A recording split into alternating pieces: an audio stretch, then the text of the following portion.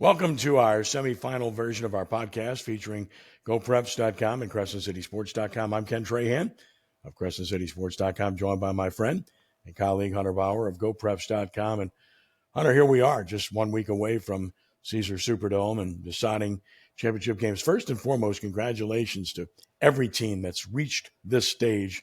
It's pretty difficult to do, and it's quite an accomplishment. Yeah, no doubt. I mentioned it last week. I think teams are more excited when they make the quarterfinals and get to practice on Thanksgiving and getting to the Superdome. So, just an amazing feat by all these teams, the 32 teams represented here that are going to compete on Friday night, and got some pretty good matchups that are going to happen. So pretty excited to get to talking about them. Let's start with the non-select Division I bracket. The semifinals, you've got the Blue Blood, Ruston, who's been there, done that so many times.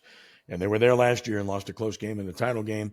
Ruston back in the semifinals, and the number one seed is at home against, again, one of the great stories and 21st seed, Mandeville. So I'm not selling Mandeville short. Look, they've done such a great job. They've traveled mileage-wise, along with Archbishop Rummel, more than anybody in the playoffs, and they keep winning. And obviously, Nate Shepard is elite. He's a tremendous player with offers all over the place as a junior. Isaiah Bayham's good. The quarterback, Ben Hendricks, is good. But, of course, Ruston, I think Ruston got their wake-up call against Westgate. Won a very close game and then turned around and had a demonstrative victory a week ago. And they just ran the ball extremely well with Jordan Hayes and Talon Brooks and Josh Brantley, and their defense is awfully good. Bearcats are tough at home. It's going to be tough to beat them there. Yeah, absolutely. And going back to what you said about Mandeville going on the road and beating teams, not only are they beating teams, they're beating really good teams that are normally very, very good playoff type competitors. But they're looking to do the unthinkable. They're looking to defeat the top seed and advance to the state title for what I believe is the first time in their school history. Would be. To do so, they're going to have to rely on the speedy offense to kind of offset that tough and physical Bearcat squad. That's determined to get back to New Orleans and hopefully get their first state title in many years. Ruston has a really good tailback in Jordan Hayes. He rushed for 173 yards and 2 touchdowns against Walker last week. Of course, you mentioned Nate Shepard, who had a Madden-like performance against Airline last week, scored 6 times in that 56-50 win. You look at Mandeville, it's a 9-4 record, 21 seed, but I don't know, again, Ruston was tested by Westgate, not so much by Walker. This might be, maybe Ruston's one last test before they get to the Superdome, if they can get to the Superdome. But they can't take Mandeville lightly, especially the way they're playing right now. It's all about momentum, and Mandeville sure has a lot of it. The other side of the bracket has 2 Baton Rouge area teams, the 7th seed Dutchtown, the 6th seed Zachary, and, of course, Zachary, with a statement win at defending state champ Trahan, ended the longest win streak in the state in a very convincing fashion, about 3 touchdowns a week ago, and they just punished Trahan on the ground. Cameron Thomas had 243 yards rushing. Offensive line kind of controlled the line of scrimmage, and their defense did a great job against a good Trahan offense, and just a lot of weapons there. Tyson George is good. Of course, the LSU commit, Trades Green, awfully good. So Zachary looks really good. They're at home. Dutchtown, a thrilling win to get to the semis for the first time, to hold off Central, stop a 2-point conversion late in that game. Carter Hanbury, 3 touchdowns. They like to run the Wildcat, do the Griffins. And look, for Dutchtown to have a chance to win this game, they're going to have to run the ball well and control the football. Yeah. Zachary at home is going to be a very tough out. Yeah, absolutely. And I wrote down in my notes, going to have to be a tough physical game for both teams. I think they do share similar traits. The 2 guys leading both their schools served together on coaching staffs at Redemptress, Guy Mistretta and David Brewerton. So they know each other a little bit. They know what their teams do. Look, this is new ground, new territory for Dutchtown. They're making the first semifinal appearance in school history. It's kind of old hat for Zachary. They're looking to get back to the state title game for another year. But again, this is why they play those games, Ken. Both teams 11-1, similar seeding, 6 and 7 seeds. I think you're going to get a really physical game between both teams. Zachary, I know, would love to be at home. Love being at home. They're going to be in front of their crowd. I think you're going to expect a big crowd between these 2 teams. you look at Zachary's record and their resume, and you favor them. But again, like I said, this is why you play those games. Not a lot of secrecy, I think, between not a lot of mystery between the two teams, and I think that's what's going to make for a really good game. Non-select Division 2, it will be the number 12 Opelousas at number 1 North DeSoto. Opelousas first time in the semifinals since 1994. Quite a job there. And of course, North DeSoto, number 1 seed, trying to get back to the Dome for a second straight year under Dennis Dunn and Luke Delafield has been terrific, and hard to imagine he's only a sophomore. But again, great job by Opelousas. North DeSoto at home, long trip, and certainly North DeSoto is the slight favorite here. Yeah, absolutely. Opelousas upsetting the higher seeded West Feliciana, and then last year's state champion Lutcher to advance to the Final Four teams. Again, like you said, you got Luke Delafield leading the highly charged Griffin offense that's averaging 54 points in its 2 playoff games. So they're not slowing down whatsoever. I think offensive line and quarterback play is going to be key for Opelousas and keeping up with the good North DeSoto squad. But look for the Tigers' defense. I think the defense is going to be give the Griffins their best game in the playoff thus far. I think this is going to be the best defense that North DeSoto sees. But again, big crowd. I think this is the first semifinal game that North DeSoto has hosted in their history. So there, a lot of emotion, a lot of expecting a big crowd there. But again, one of those games that you can't take the opposition lightly, no matter what their seed is. Opelousas is a really, really, really good football team. Taking a look at the rest of it, I mean, again, you're talking about all good football teams. Again, want to make that very clear. But the number 22 seed Northwest, another one of those great stories with a lower seed, traveling to the number 2 seed Cecilia. Northwest, again, for those that aren't familiar, this is a team from the southwest sector of the state that's just flown below radar. They've done a great job. Javane Reese has been outstanding. Reese has been really the guy carrying everything for Northwest at this stage. And at Cecilia, Dennis Gaines, really good coach, came from Bayou Country to go to Cecilia. He's done an excellent job with that program. So, again, Cecilia at home, another great Cinderella story with Northwest. What do you think here? Yeah, you look at Northwest's resume in the play. I mean, wins over Franklin Parish, a really good Wassman squad who had a good defense this year, and then the double overtime win over Assumption. I mean, you can't count them out, Ken. I know a lot of people are looking at this game and how strong Cecilia is, and they are strong. I'm not taking anything away from the Bulldogs. I mean, Diesel Solari, their 2,000-yard rusher, a lot of firepower on offense, but, Northwest just keeps finding ways to win, and that's what you have to do in the playoffs. But they're kind of in the same company, I guess, as as a Dutchtown. They're in the semifinals, first time in school history. So you look at it and you want to give Cecilia the nod, but I think it's going to be a really good matchup. How crazy would it be if a 22 seed made it to the Superdome? That just goes to show you how these new playoff formats are just unpredictable at times. So, you're rooting for the underdog. You'd like to see Northwest compete, and I think they will against Cecilia this week, but expect a strong performance from the Bulldogs. Moving on to non-select Division 3, traditional power now, number 4 seed Union Parish.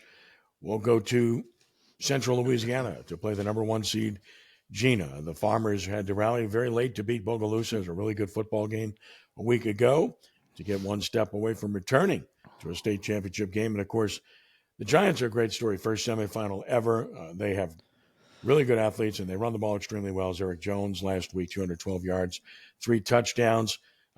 This is a story of the established program against the rising program, and it should be an outstanding matchup here.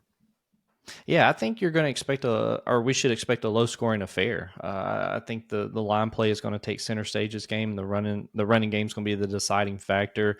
Look, I think a lot of people kind of were writing Gina off. Number 1 seed, they got lucky. They held Amite to 7 points last week. Amite traditionally is really good in the playoffs and has won state titles before and knows how to win in those later stage games as far as quarterfinals and semifinals goes. So I'm not counting Gina out. They're going to be playing at home. They're undefeated. But I think Union Parish has been to the last, 3 or 4 state championship games. So, Coach Spatafora knows how to win deep in the playoffs. He knows how to lead this team, and especially with the Jamarian Island, who's their star running back, one of the top running backs in the state. So they're going to ground and pound against Gina. But stadium's going to be packed. It's going to be a great test for both teams, and hats off to both of them. They've performed really well this year. I think it's a really good matchup, and I think the other one is really good as well. Number 3 seed St. James traveling north to number 2 seed Sterlington. The Panthers have been there, done that. The Wildcats have been there, done that. These are championship programs, and with Sterlington, it's about physicality, playing in a tough league, and with St. James, it's all about athleticism. Braden Williams, quarterback's been excellent for St. James, and of course, they've gotten really good play from Connie King Young running the football too. Look.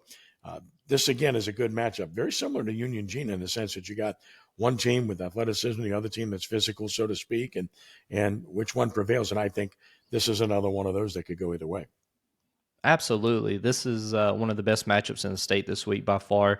Both schools looking to get back to the Superdome. St. James has scored 40 or more points this season in several of its games, including a 40-0 shutout over number 6 Manny last week, and I think that snaps Manny's streak of going to the Superdome, I think, at 4 or 5 straight attempts. Sterlington's played a tough schedule. They're helping the Panthers prepare for such a battle as this one. St. James is going to have to stop their tailback, Tremel Colvin, who has rushed for a lot of yards this year. This is a rematch of the 2020 playoff game, second round game, I believe, in which St. James came away a 28-7 winner over the Panthers. So again, familiarity between both of these schools. I think it's going to be a lot of points scored in this game, or I could be wrong. Both defenses have played well as the season has progressed. Sterlington kind of struggling on defense the last 2 weeks, so they're going to have to maybe play their best game of the year against a tough St. James squad. But it's at home again in a really neat environment. Sterlington has a great crowd that comes every game. So it's going to be interesting to see what St. James can do when they travel up to Northeast Louisiana and try to knock off the number 2 seed. Going to the Division IV non-select side, this is a blue blood bracket here because you got multiple state champions in this bracket. The number 4 seed Haynesville at the number 1 Logansport, the number 3 Oak Grove at the number 2 Kentwood. Of course, we all know about Haynesville and Red Franklin's history there, 17 state championships, but they haven't won since 2014. So there's that. Of course, Logansport has won a couple, including in 2016, most recently, and we all know that they are the number 1 seed. Meanwhile, on the other side of the bracket, I mean, you're talking about programs that have also been there, done that. Oak Grove's won 7 of them, including last year, a defending state champion. Kentwood has been there, done that so many times. And they've won 9 of them, most recently in 2018. I mean, these are 4 great programs. Let's start with Haynesville Logansport. This is your neck of the woods, so to speak. You know these teams. Tell us what you think. Yeah, rematch of the 2016 state title game between these two. Logansport scored 28 unanswered points in the second half to upset the Tours. So Haynesville's really looking forward to this matchup. This is going to be the second best team Logansport has faced outside of Calvary, and same goes for Haynesville outside of Oak Grove. So and they used to be district opponents. So again, familiarity between both schools. The Tigers could have success throwing the ball, but could win if they stick to the running game. Haynesville's just very fast and physical. I think as physical as Calvary could be. So it's going to be one of those matchups, I think, where penalties are going to play the difference maker and, not trying to upset each other. So, and then, for the Oak Grove and Kentwood game, I didn't even have notes on this, Kim, because this is just one of those old school slobber knocker. You're not going to know who's going to win. Kentwood is so hard to beat at home, especially during the playoffs. You go under that blue water tower. It's just so hard to beat the Kangaroos at this time of year. But look what Oak Grove has done this year. I don't care if they have 2 losses or not. This is probably one of the best teams in the lower classes. So, and I think Kentwood has had Oak Grove's number the last couple of years, especially down in Kentwood. So Oak Grove's going to have to play their best game of the year to advance into the Superdome and try to defend their state title from last year. 4 best teams in non-select Division 4 going at it, and it's going to be interesting to see who ends up in New Orleans next week. Again, these are true blue blood programs. There's no doubt about that. Oak Grove beat Kentwood 20-14 last year in the quarterfinals. So there is a rematch and a revenge factor. This time it's at Kentwood, of course. All right, so moving on to the select side in Division One, the number 8 Acadiana playing at Morris Jeff Stadium against the number 5 Karr. We all know about these two programs. Now they are blue bloods, to say the least, with state championships, several, including recently. And we all know Acadiana took down the number 1 seed last week in Holy Cross, just winning the battle up front. And Karr, a young team that's extremely talented and survived the scare from Alexandria last week. John Johnson, our player of the week for CrescentCitySports.com, had a big game for Karr in that game. Again, a contrast in styles, and that's what makes for a great matchup, doesn't it? Yeah, and correct me if I'm wrong, Kim, but I believe this is the first matchup between the two schools that I know of. So this is going to be interesting to watch as both schools look for another state title run. Again, like you said, Acadiana rushed for 375 yards against Holy Cross last week and could pose a threat to Karr. Karr has surrendered 31 or more points in 3 of its last 4 outings. So again, this is not going to be an easy road for Karr. I know some people are saying, look at the seeding. Got to throw out the seeding when you look at these types of matchups, especially the type of offense that Acadiana runs. But Karr knows how to win. They know how to win. They got a good coach that knows how to win these types of games, and it's in their place, or it's in New Orleans. So Acadiana's going to have to make the trip over. But certainly, if weather doesn't play a factor, it's going to be a really good game between both teams. Each team has won 6 state championships. Karr most recently in 2019. Acadiana most recently in 2020. Something's got to give. The other matchup has the number 18 Archbishop Rummel at Memorial Stadium to play number 3 seed Catholic. That game will be live on our radio station on 106.1 FM in the New Orleans market. And these two teams see each other all the time in the playoffs. They've played over and over again in recent years. Each one has beaten each other in a state championship game. Catholics won the last couple of matchups, and the Bears are at home off of an emotional win over John Curtis. Unbelievable win in the final 2 seconds. Took out what most people consider to be the best team and found a way to do it. And, of course, Daniel Beal's just been terrific. I mean, he's a 4-year starter. In his freshman year, he helped Catholic rally to beat Rummel 45-38 in the quarterfinal game that I did when Rummel had Logan Diggs running for about 240 yards in that game. So this is another good matchup. Rummel just playing with house money. They're just playing extremely well. They convincing win over St. Paul's, really more so than the score indicated a week ago. And it's at Memorial. The Bears certainly the favorite, as the seeds would suggest, but with familiarity and with the way Rummel's playing, despite injuries, I can't sell them short. Certainly give the Bears a slight edge in this game, but absolutely give Rummel a chance. Ken, another week and another road test for my Cinderella Raiders. I've been talking about them ever since the playoffs started, and have warned people this is a team that I think could make it to a semifinal run, and look where they're at. They're here. They're going up against Catholic of Baton Rouge, trying to prove their mettle against one of the best teams in the state. Like you said, these two squads are no strangers to playing each other in the postseason. Rummel still, I think, celebrating that 14-10 win back in 2019 in the title game. But Catholic's riding a 7-game win streak under new head coach Hudson Fuller, and Coach Fuller's done a really good job with the Bears. They kind of stumbled at the beginning of the season, but as they've gone along, it's they've certainly improved. This is going to want to be one of those type of matchups that you got to throw records and seeds out the window. Rummel's playing really good right now. Again, like you said, they're playing with house money, nothing to lose. And, what are they playing for? A chance to go to the Superdome. So they're going to throw everything they can at Catholic. They're going to make it a good game. But Catholic's certainly hungry to get back to New Orleans and back for a chance to win another state title this time. And, man, I'm interested to see what the Cinderella Raiders are going to do this week. Rummel has an exceptional running back. Jaden Martin's as good as I've seen anywhere this year. He's a terrific player and obviously a difference maker for Rummel, and he's going to have a big game for them to have a chance to win that game. Select Division 2, the number 5 Archbishop Shaw at the number 1 St. Thomas More, 7-seeded Turlings Catholic at number 3 Lafayette Christian. This is the Lafayette Invitational bracket, and Shaw crashed it, obviously. Look, Hank Tierney's done a great job at Shaw. I mean, to bring this program to where Yeah. it's at this quickly, going back there after he had such an incredible run for so many years, tells you what this program's all about. Wilson's done a really good job running the offense. Parker's a good running back. Last week they survived. They did it with defense when they were outgained and found a way to beat a very good John F. Kennedy team. But St. Thomas More has just been so dominant in every facet. And they're at home where they simply don't lose. Hard to pick against them here. Turlings Catholic and Lafayette Christian.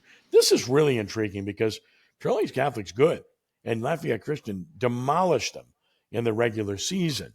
I don't know that overconfidence will be part of it. What I do know is this. I certainly think Lafayette Christian is the favorite, and I would pick them to win, but there's no way it's going to be that type of game again, will it? Well, I think a lot of people looked at that score from last week and go 42-20 over E.D. White. A lot of people had E.D. White going all the way to a state title appearance. And look what Turlings came in and did on the road against the Cardinals. So I think it kind of opened the eyes. Maybe not everybody in the state, but certainly Lafayette Christian. And look, Lafayette Christian in their own right. Look, props to Juwan Johnson, becoming the state's all-time offensive leader, surpassing Brock Berlin's 24-year-old record last week. But they're certainly going to have to retain their focus on a good Turling squad. It's certainly hard to beat the same team twice in one season. I don't care. This is a rematch from last year's semifinal matchup between the two teams. And then, like you said, Shaw's defense is going to be key for a second straight week if they're wanting to stop that balanced attack of St. Thomas More. The Cougars rushed for 245 yards, and they passed for 233 against St. Michael last week. And the Cougars also hold the state's longest win streak now with 22 straight games won. This bracket, I think, is going to be the most interesting to see what comes out of it. I know a lot of people are saying, St. Thomas More and Lafayette Christian are going to go back to the Superdome and face each other. Not so fast, my friend. As Lee Corso would say, I think Shaw and Turlings are going to say something about that. Select Division 3, another really good bracket, fun matchups. Yeah. As the chalk held up in this particular bracket, 1, 2, 3, and 4, they're all there. The number 4 University Lab is at the number 1 St. Charles Catholic, a 2-time defending state champion, and the number 3 Newman traveling to Shreveport to play the number 2 Calvary Baptist. U-High is just good in every facet. I mean, they have athletes both sides of the ball. They're really good. Their only loss this year was to Rummel. St. Charles Catholic hasn't lost. They're just so solid in all phases, so good defensively, solid offensively, great kicking game. You're going to have to beat them. They're never going to beat themselves, and you got to keep St. Charles Catholic from making a big play in the kicking game. This is a great matchup, and they scrimmage each other every year, including this past August, so the familiarity is huge. The game, of course, is in Laplace. And then Newman at Calvary Baptist, look, we all know Wardell's had a great season for Calvary Baptist. We all know how good their offense is, and certainly their favorite at home. But Newman can run the football. They're big up front. And if that's their chance to win the game, running the football, the quarterback Eli Friend is good, and he can run it too. But they've got to run and possess the football to have a real chance to win this game. Newman's never been to a championship game, semifinals over and over again. They're going to try to break through again. And so here we go. The 4 top teams made it. This is the ultimate chalk bracket, isn't it? Absolutely. And that was in my notes too. Newman's going to have to control the football, and they can score. So this is not going to be an easy matchup for Calvary Baptist, who's looking to get back to their first state title game in 3 years. And certainly, like you said, Newman looking for their first state title appearance in school history. Certainly a great matchup between the two. Newman's going to have to make the long trip up to Shreveport to try to upset the number 2 seeded Cavaliers.